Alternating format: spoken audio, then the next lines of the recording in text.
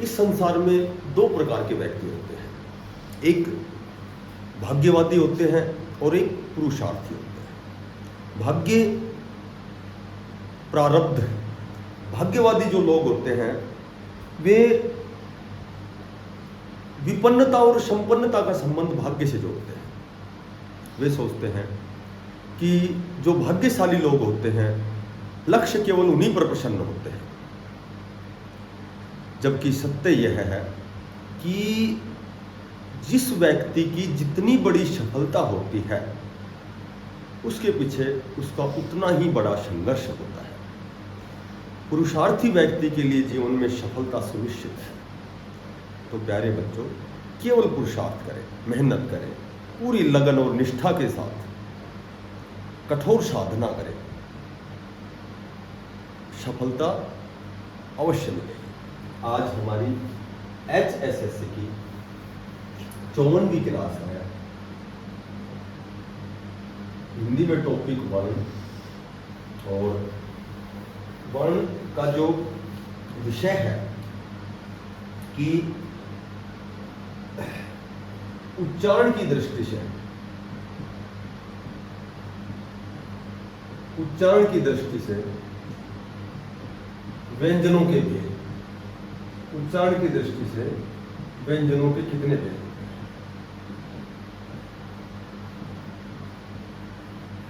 देखो, वर्णों के दो भेद होते हैं। एक तो स्थान की दृष्टि से, स्थान जैसे कंठ, तालु, मूर्धा, दंतोष्ठ, और एक होता है प्रियतन की दृष्टि से। तो प्रियतन कह सकते हो उच्चारण की दृष्टि से, ये दोनों एक ही बात है। यदि एग्जाम में पूछा जाए कि प्रियतन की दृष्टि से व्यंजनों के कितने भेद हैं, तो हमें बताएंगे कि 8 भेद। उच्चारण की दृष्टि से पूछे या प्रियतन की दृष्टि से पूछे, ठीक है। स्थान तो ये हो गए कंठ, तालु, मूर्धा, दंत, ओष्ठ, ठीक है। उसके बाद में 5 ये हो गए, फिर नासिक ये हो गया, फिर उसके बाद कंठ, तालु, कंठ, दंतोष्ठ, इस तरह ये 9 प्रकार के होते हैं स्थान, ठीक है। तो स्थान 9 प्रकार से और उच्चारण या प्रियतन की दृष्टि से 8 प्रकार के। तो पहले हम पढ़ते हैं कि प्रियतन या उच्चारण की दृष्टि से व्यंजनों के कितने भेद होते हैं। तो ये 8 भेद होते हैं। सबसे पहला जो भेद होता है सपर्शी होते हैं, सपर्शी व्यंजन। और सपर्शी व्यंजन होते हैं कि जब हम किसी भी वर्ण का, व्यंजन का उच्चारण करते हैं तो जो हमारा श्रवणतंत्र है, जो हमारी जीभ है, ठीक है, वह मुख्य अवयवों को, मुख्य हिस्सों को स्पर्श करती है, वहां स्पर्श व्यंजन होते हैं। स्पर्श व्यंजन 16 माने जाते हैं। कौन कौन से? क, ख, ग और घ, 4 ये हो गए। च, छ, ज और झ, 4 ये हो गए। सॉरी च नहीं आएगा इसमें। ट, ठ, ड और ढ, त, थ, द और ढ, और प, फ, ब और ढ। ये टोटल 4 वर्ग आएंगे और 4 वर्गों के 4 वर्ग 100 ये होते हैं सपर्शी व्यंजन। उसके बाद दूसरे होते हैं संघर्षी। जब किसी वर्ण का जब हम उच्चारण करते हैं तो जो संघर्ष करना पड़ता है, गर्म वायु जो मुख से बाहर आती है, वहां संघर्षी व्यंजन होते हैं। ये होते हैं स, है। और कुछ ध्वनियां हैं अरबी और फारसी की, अरबी और फारसी की ध्वनियां हैं, ये भी संघर्षी व्यंजन होते हैं। ये कौन कौन से होते हैं? क, ग, ठीक है, ख, ज और फ। तो ये संघर्षी व्यंजन। उसके बाद तीसरा है सपर्शी और संघर्षी।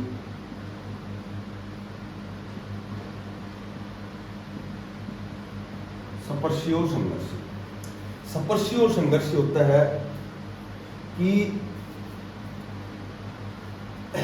जब जिन वर्णों का उच्चारण करते समय हमारा जो श्रवणतंत्र है, जो हमारी जिह्वा है, वह मुख्य अवयवों को पार करती हुई या स्पर्श करती हुई संघर्ष के साथ बाहर निकलती है।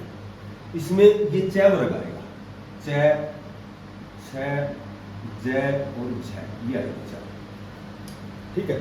उसके बाद है नासिके। नासिके जो नाक से बोले जाते हैं, तो नासिके जो ध्वनियां हैं ये वर्ग का पंचम अक्षर है, कै वर्ग का य। ठीक है।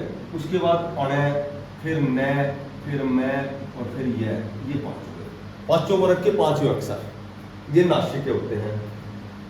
उसके बाद पार्श्विक, देखो नाम से ही है, पार्श्विक क्या होता है कि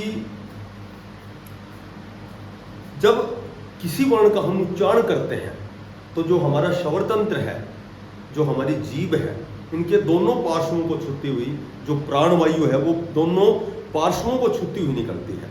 यानी कि श्रवण तंत्र के दोनों पार्श्वों से जब प्राणवायु निकलती है वहां पार्श्विक वर्ण होता है, और एकमात्र है लय, एकमात्र पार्श्विक वर्ण होता है लय। उसके बाद छठा भेद है परकंपित। परकंपित कंपन करना, जब किसी वर्ण का उच्चारण करते समय हमारा जो श्रवण तंत्र है, हमारी जो जीभ है, यह 2-3 बार कंपन करती है, तो एकमात्र परकंपित वर्ण होता है रै। और परकंपित इसका दूसरा नाम है, कई बार आता है लुंठित वर्ण कौन सा है, तो लुंठित वर्ण यदि पूछा जाए तो रै। परकंपित और लुंठित दोनों एक दूसरे के पर्याय हैं। सातवां है उतिक्षक्त। उतिक्षक्त का अर्थ होता है, उतिक्षक्त का अर्थ होता है फेंका हुआ, और फेंका हुआ का मतलब है कि जब किसी वर्ण का उच्चारण करते हैं तो हमारा जो श्रवण तंत्र है जिन वर्णों को फेंकता है, बाहर फेंकता है, उन्हें उतिक्षक्त व्यंजन कहते हैं। फेंका हुआ एक तो ड होता है और एक ढ होता है। उसके बाद आता है संघर्षहीन। संघर्षहीन जिनमें संघर्ष ही ना करना पड़े, और संघर्षहीन जब जो प्राणवायु है वह हमारे मुख से आसानी से बाहर आती है, वहां संघर्षहीन। और इसको अर्धश्रवण बोलते हैं, यानी कि अर्धश्रवण, निम्न में से अर्धश्रवण कौन से हैं, तो संघर्षहीन या फिर अर्धश्रवण य और व, जिसको हम इंग्लिश में सेमी वाउल बोलते हैं। ए और ई जैसे सेमी वाउल है, टोटल 5 वाउल है, ए ई आई ओ यू, सेमी वाउल है ए और ई।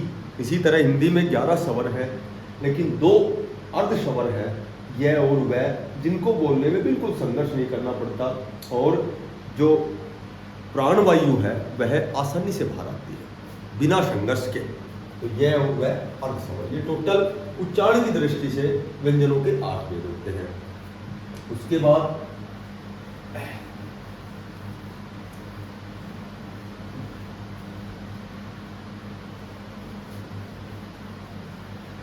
स्थान के आधार पर हम वर्णों को कैसे बांटते हैं। यहां लिखेंगे हम स्वर, और यहां लिखेंगे व्यंजन। और व्यंजन के 3 भेद होते हैं, कौन कौन से, एक तो होता है स्पर्श, एक होता है अंतस्थ, और एक होता है उष्ण। ठीक है। और यहां मैं लिखता हूं स्थान। ये टेबल है जो प्रैक्टिकल भी तुम्हें करके देखनी है, और इस तरह से सिस्टमेटिक ढंग से यदि आप ये टेबल सीखते हैं तो भी ये अपने आप याद भी हो जाएगी और तुरंत समझ में भी आएगी। ए और आ स्वर, डॉक्टर में आ और एक विसर्ग, और स्पर्श में कै वर्ग,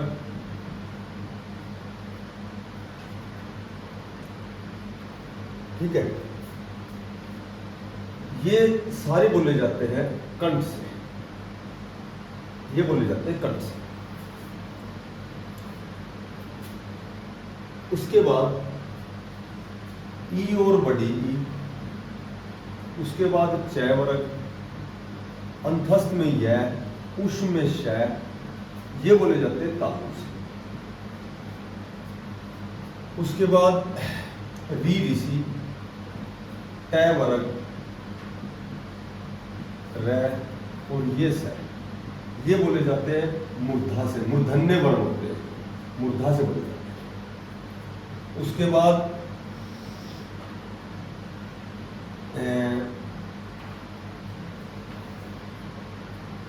तय वर्ग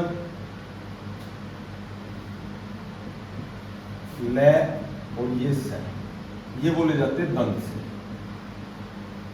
उसके बाद ऊ और बड़ा ऊ, पै वर्ग पै फै बै बै में, ठीक है, और ये बोले जाते हैं ओष्ठ से।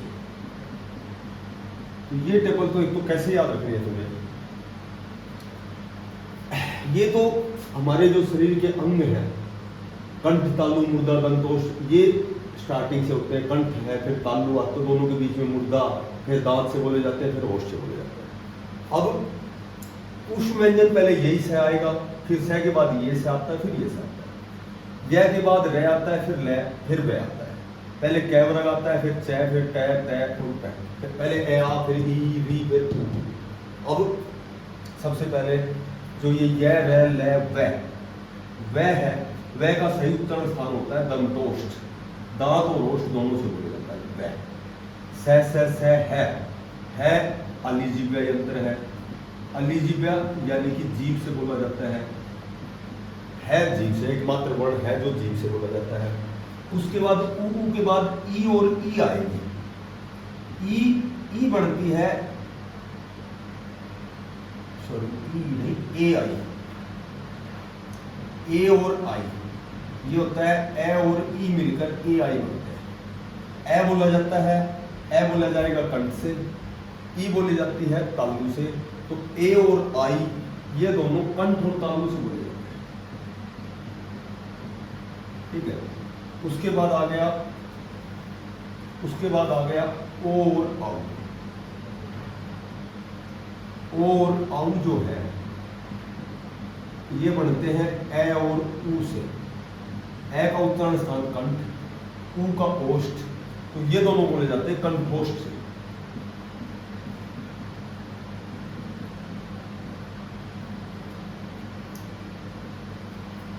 मैंने बताया था स्थान की दृष्टि से वर्णों के 9 प्रकार होते हैं, 1 2 3 4 5 6 7 8 9। पहला कंठ, तालु, मुर्दा, दंत, ओष्ठ, दंतोष्ठ, अलिजीव्या, कंठ तालु और कंठोष्ठ। तो ये एक सिस्टमेटिक ढंग से टेबल है, इसको प्रैक्टिकली भी कर सकते, देख सकते हो, ठीक है। कै बोल के देखो, कंठ आएगा, च, छ, ज, झ।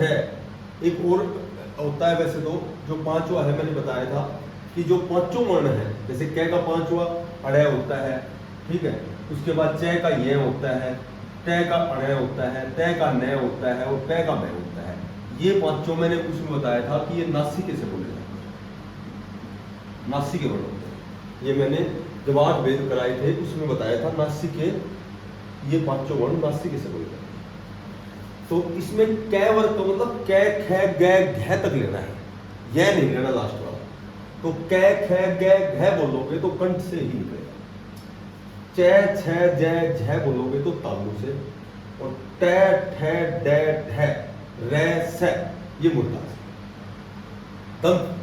दंत क्या होते हैं, जब हम किसी वर्ण का उच्चारण करते हैं तो जो हमारा जो जीव है, हमारा जो स्वर तंत्र है, वह दांतों को स्पर्श करता है, इसलिए वो दंत से बोले जाते हैं।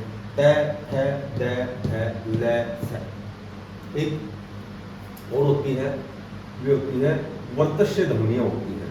वर्तस्य ध्वनियाँ होती है कि जब हमारी जीभ है वह दांतों को स्पर्श करती है, तो निम्न में से वर्तस्य ध्वनियाँ कौन सी हैं, तो तुम्हें ये याद रखना है, जनरल, ज, न, र, ल, स, ये 5 होते हैं। ये 5 वर्तस्य ध्वनियाँ होती हैं। ये जो पांचों है ये वर्तस्य ध्वनियाँ होती है।